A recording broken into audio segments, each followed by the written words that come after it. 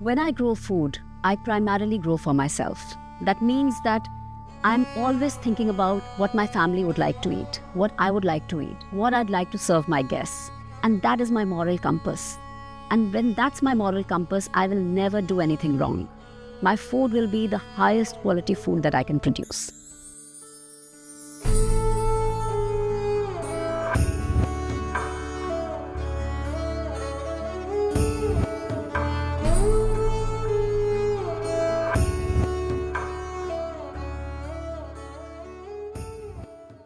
कोई ना, मैं तो ऐसे ही पूछ रही हूँ, घबराना नहीं है कि अरे कद्दू नहीं है तो नहीं है. It's very important to do the hands-on work yourself right at the beginning because that's the only way you earn the respect of the team. If they don't see you do work and they don't see you get your hands dirty, then they'll never respect you. And this is what I've learned in my corporate life, that you always lead by example. You show people how it needs to be done, and then you earn the trust and the respect of the team. The quality of our soil is not the best. It is not like, great fertile land. And I always tell people, if we could pull this off in this kind of soil and, this kind of a landscape, anybody can do this. There is a certain intuitive instinct that all of us have about connecting with nature, growing our own food. It's sort of embedded in our DNA. It's there in our genetic being, somewhere deep down. And the minute you allow yourself to experience that, it all comes rushing back because it's all there somewhere within us. I'm Manisha Latgupta. I'm a permaculture practitioner and teacher, and I run a permaculture farm called Ananda in North India. So I don't come from any farming background. I have never been to a farm when I was a child. I've never seen how food was grown.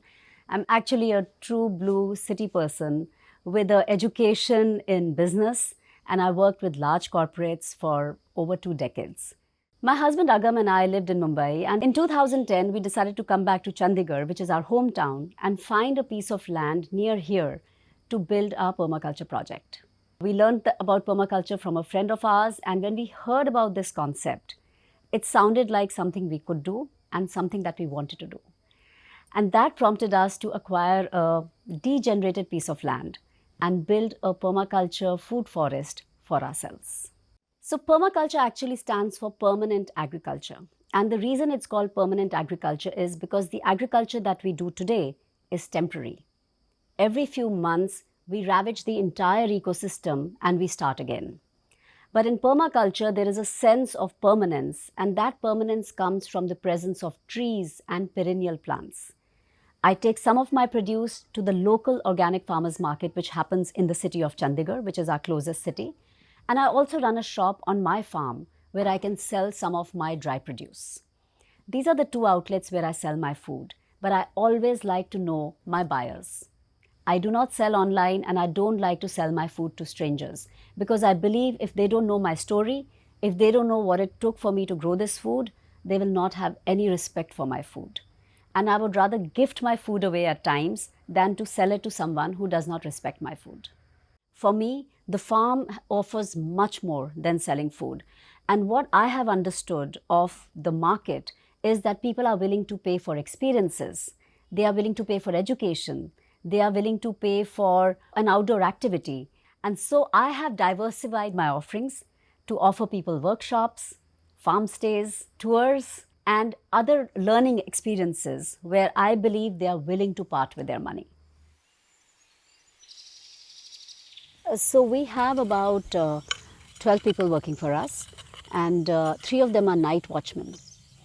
And they are not here to guard us, but they're here to guard the crops against wild animals. Then we have Panditji, who's our manager, and we have 2 senior gardeners who really know what they're doing, and 4 assistants who basically just help them.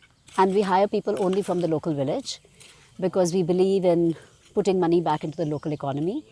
And, when you hire people locally, they are all invested in your success because their livelihoods depend on this farm succeeding. So this is Panditji. His name is Kesharam Sharma. He's been with us for the last 14 years. He's basically our go-to man for anything and everything. लोगों से हमारा farm तो सबसे अच्छा farm है जी। क्यों अच्छा है? क्या अलग, क्या है अलग चीज़, क्या है? तो बिना वो है जी, बिना दवाई बूटी के, बिना किसी के वो लगा रहे हैं ये सारा ही।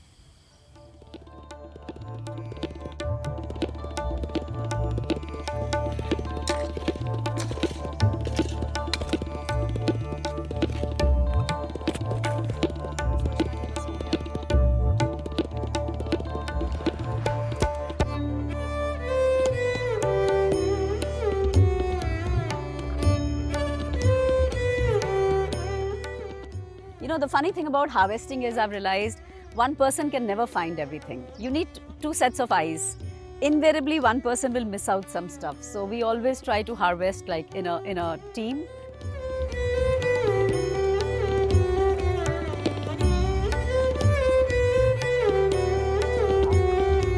My soil, I like to believe, is soft enough to put plants and seedlings without the use of a spade. And I avoid the use of sharp instruments because I believe I may accidentally chop up an earthworm, which I don't want to do. Beautiful. There's so much nostalgia around the healing properties of turmeric because we've grown up with that. Like if we had a wound, we would apply turmeric powder. If we had a cold, we would drink turmeric latte. And it's there in all our food. So it's a very, very important constituent of Indian cuisine. अभी नए भी लगेंगे? लग रहे हैं ऊपर? अच्छा, मुझे लगा सीजन खत्म हो गया।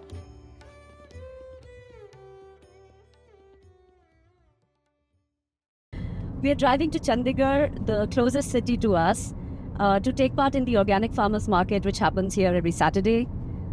People from the city come to the market to buy organic produce from us farmers, and it's an opportunity for us to share our surplus as well as tell them about the important work that we are doing.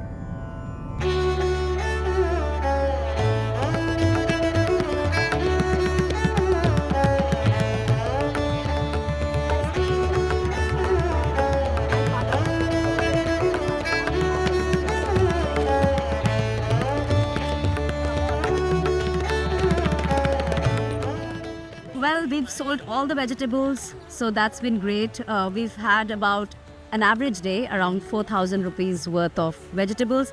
I didn't get to sell much of my pickles and my jams and my dry produce, but every day is different. But it's been a great day. There's a festive spirit in the air. Diwali is around the corner, so it was fun coming to the market today.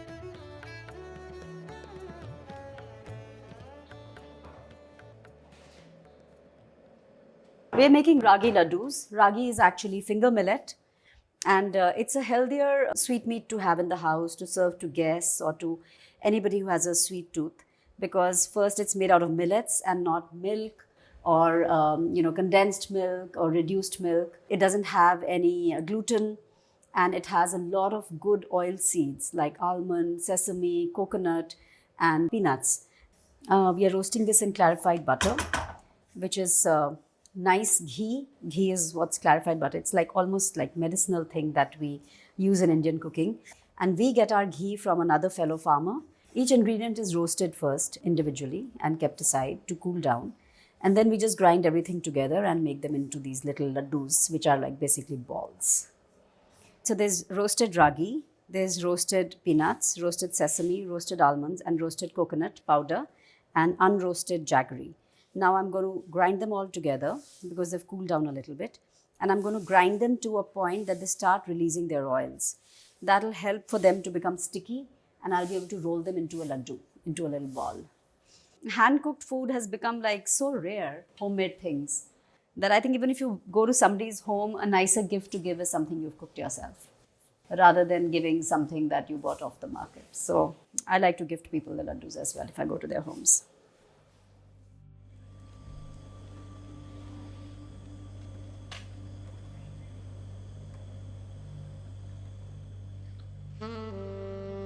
Farming and agriculture itself is a big cause of climate change. And this is because we are cutting our forests to grow our food.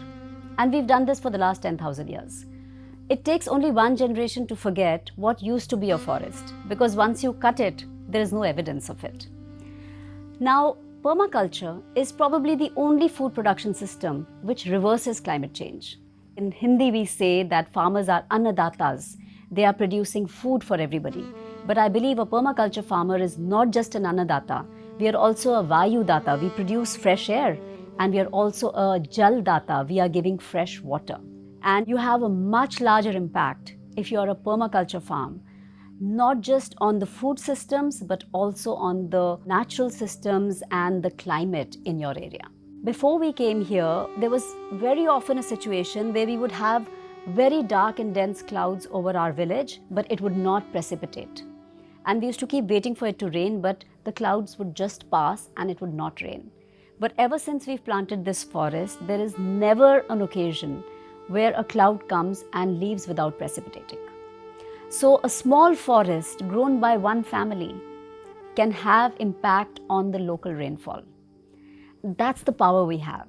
That's the power that each one of us has to make change. And when people say, oh, what can one person do? I just want everybody to know that you can do a lot. And Ananda is just one example of what one family can do. And imagine if all families take on this project. We can save ourselves, we can save the future generations, we can save our beautiful planet.